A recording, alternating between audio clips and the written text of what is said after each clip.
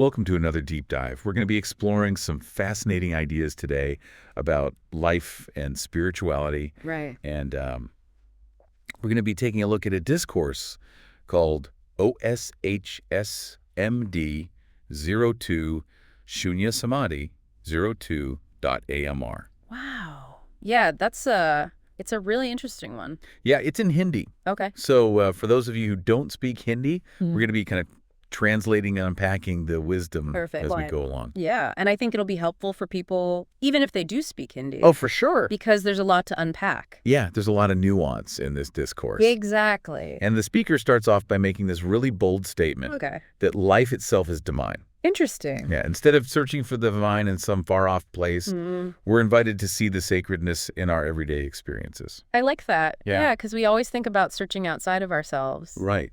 But what if it's right here all along? Yeah, what if it's in the very act of living? Yeah, Like right now. it's a good point. And this leads to a really interesting contrast with the idea of escaping from life, Okay.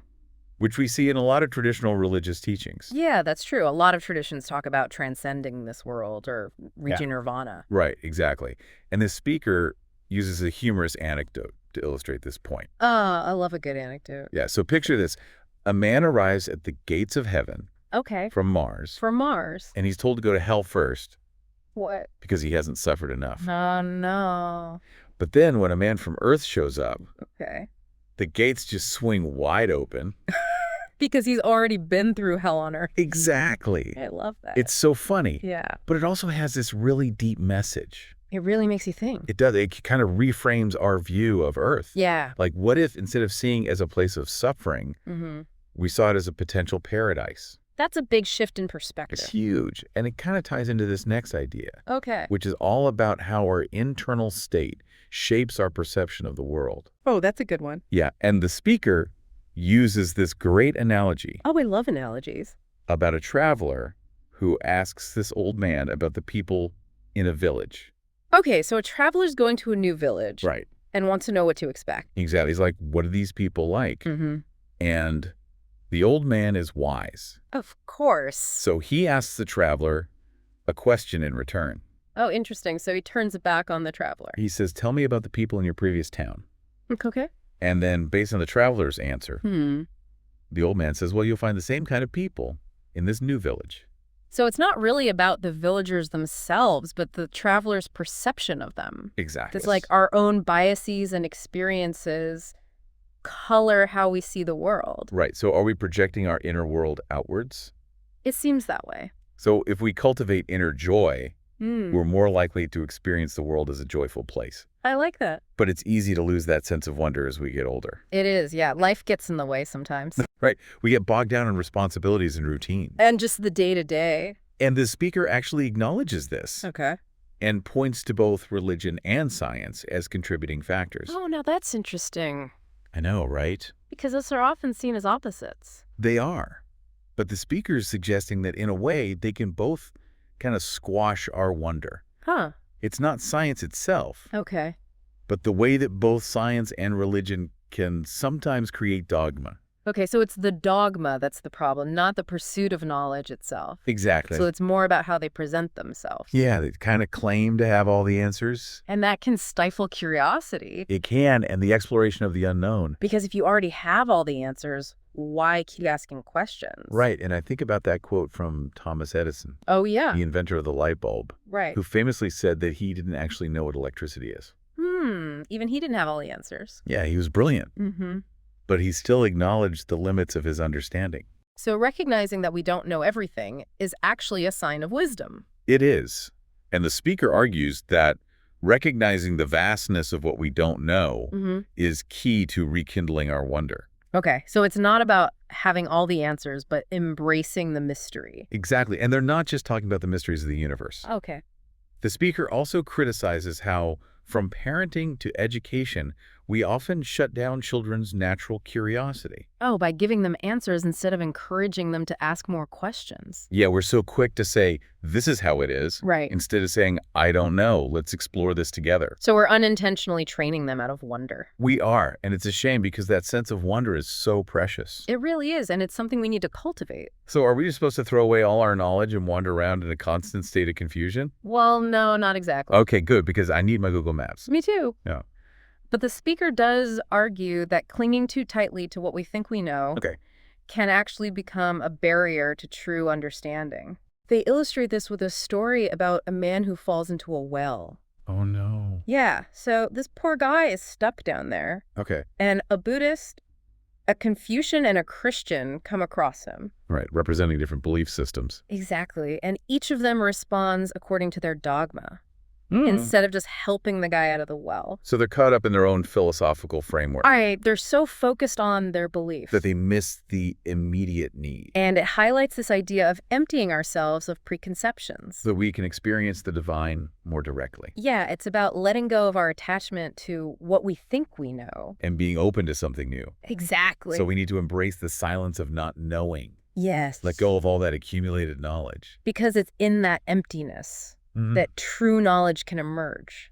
I like that. It's like clearing space for something new to come in. It reminds me of that saying, Yeah. empty your cup so it can be filled. Exactly. And the discourse uses a similar analogy about rain falling on mountains and valleys. Oh, I like that one. The mountains stay empty because they're already full, Mhm. but the valleys fill up because they're empty. So we need to be like valleys open and receptive to new knowledge and experiences. Yeah, exactly. But isn't knowledge important? Well, of course it is. Especially in spiritual pursuits. But the speaker argues that clinging to knowledge, especially rigid religious labels, Okay. can actually be detrimental Interesting. because those labels can create barriers to true understanding. So it's not about the label itself, Right. but how we cling to it. Exactly. It's about holding our beliefs lightly. So to illustrate this, they share two stories. Oh, I do love a good story. The first one is about Socrates, who, in his old age, claimed to know nothing.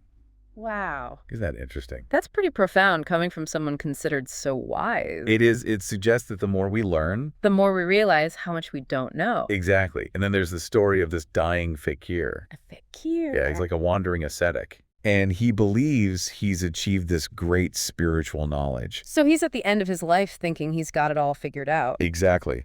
But then he's humbled by this child's simple question. Oh, what was the question? So the child blows out a lamp Okay. and asks, where did the light go? Oh, wow. And the fakir realizes Yeah. he can't answer this seemingly basic question. That's a powerful image. It is. The light going out. It really makes you think. It does. It shows how even the simplest things Can contain profound mysteries. can that admitting our ignorance. That's where we'll leave it, to true understanding. It's a good reminder to stay humble. Definitely. And that's where we'll leave it for now. Okay. We'll pick up this thread in our next deep dive. Looking forward to it. Me too. So it's almost like this paradox, right? It is, yeah. We spend our lives seeking knowledge and understanding, Mm-hmm. but ultimately it's the admission of not knowing that can lead us to detour truths. Yeah, it's like that saying, the only true wisdom is knowing, nothing. Right, exactly. And it really challenges us to rethink our relationship with knowledge. It does, because we're so conditioned to believe that knowledge is power. Mm-hmm. But what if clinging to knowledge actually prevents us from experiencing the fullness of life? That's a good question. Yeah. So how do we apply this in our everyday lives? Well, the speaker doesn't give us a step-by-step guide, Okay. but they do offer a framework for cultivating the sense of wonder. I like frameworks. Yeah, me too. And this one starts with questioning our assumptions. All of them. Well, both the ones we've learned from others Okay. and the ones we've formed ourselves. So it's like hitting the reset button on our perceptions. Exactly. And from that place of openness, Mm-hmm. we can approach life with a sense of curiosity and awe. Like that child asking about the flame of the lamp. Yeah, it's a beautiful image, isn't it? It is. It reminds us to hold on to that childlike sense of wonder, Mm-hmm. to keep asking questions, and to see the world with fresh eyes. And not just the external world. Oh, okay. The speaker also talks about exploring our inner landscape. With that same sense of curiosity. Exactly, because our inner world shapes how we experience everything else. Right. It's like that traveler asking the old man about the villagers. Our interstate becomes the lens through which we view the world. Precisely, and this brings us full circle to the speaker's initial point. That life itself is divine. Yeah, by embracing life with all its complexities and mysteries. We open ourselves to the divine that's present in every moment. It's not about seeking something outside of ourselves, Nope. but cultivating an inner state that allows us to perceive the divine in the everyday. That's a beautiful way to put it. It's about shifting our focus from seeking answers to embracing the question, And from clinging to knowledge. finding freedom in not knowing. This deep dive is really giving me a lot to think about. Me too. It's challenging some of my ingrained beliefs about spirituality and knowledge. Yeah, that's the beauty of these deep dives. They give us a chance to step outside our usual ways of thinking. And explore new perspectives. Sometimes the most insightful ideas. Yeah. Come from the ones that initially make us feel uncomfortable. Or challenge our assumptions. Exactly. Those moments of discomfort are opportunities for real growth. And expanding our understanding. So what does this all mean for someone who wants to live a more spiritual life? Right. Do they need to abandon their religious beliefs and become some wandering seeker of truth? Well, the speaker doesn't necessarily advocate abandoning religion. Okay. It's more about approaching it with an open and inquisitive mind. So it's about looking beyond the dogma and finding the essence of the teachings. The parts that resonate with our own experience. And recognizing that no single religion or spiritual path holds all the answers. Right. True spirituality, according to the speaker, Yeah. is more about a way of being, Okay. a way of approaching life with reverence and wonder. And that way of being is available to everyone, Absolutely. regardless of their beliefs or background. That's the beauty of it. So it's not about subscribing to a specific set of doctrines. But cultivating an inner state that allows us to experience the divine in the everyday. Exactly. And this idea of not knowing seems really important. It is. It's about letting go of the need to have all the answers. And approaching life with humility and curiosity. And it's in that space of not knowing that true understanding can emerge. Like we need to create that inner emptiness in order for the divine to fill us. But are we saying that knowledge is useless? No, not at all. Knowledge is incredibly valuable. Okay. But it's crucial to recognize its limitations. So it's a tool Yes. that can be used for good or ill. Depending on the intention behind it. It's the attachment to knowledge, the belief that we have all the answers, Right. that can become a problem. That's where the speaker's emphasis on wonder and humility comes in. Okay. By cultivating those qualities, we can use knowledge wisely and avoid becoming trapped by dogma or rigid belief systems. This is not about rejecting knowledge, Nope. but approaching it with balance and perspective. And recognizing that true knowledge is a journey, not a destination.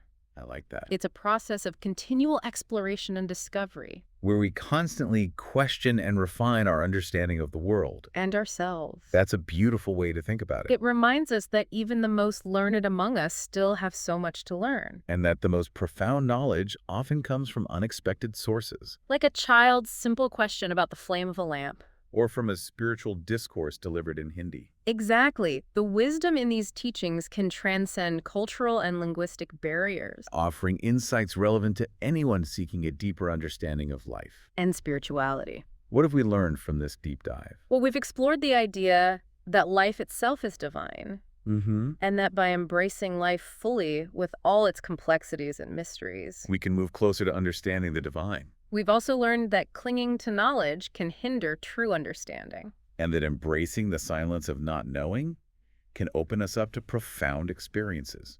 And we've seen how cultivating wonder and humility can help us approach life with an open and receptive mind. Allowing us to experience the divine in everyday moments. This has been a truly insightful deep dive. It has, but before we wrap up, I want to hear your final thoughts. Well, what I find most compelling is this invitation to reconnect with our innate sense of wonder. Yeah. It's so easy to get caught up in the routines and demands of daily life and lose sight of the magic that surrounds us. Yeah, we get so focused on, what we know, what we need to accomplish, what we're striving for, that we forget to just be present and appreciate the mystery and beauty.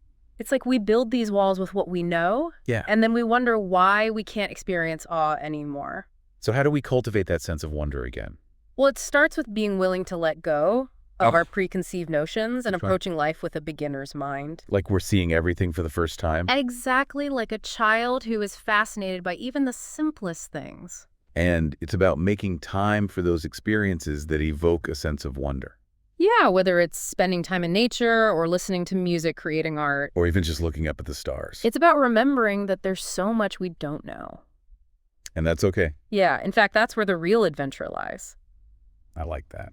So here's a final thought for you. Okay. Think back to a time when you experienced a deep sense of wonder. Mm. What was it about that experience that made it so special? Yeah. How did it make you feel? Good question. And how can you bring more of that feeling into your life? What's one small step you can take today to reawaken that sense of awe Okay. and approach life with a more open heart? I love that this deep dive has given us so much to ponder. It has. Thanks for joining us on this journey. It's been a pleasure. Until next time. Please like, share and subscribe.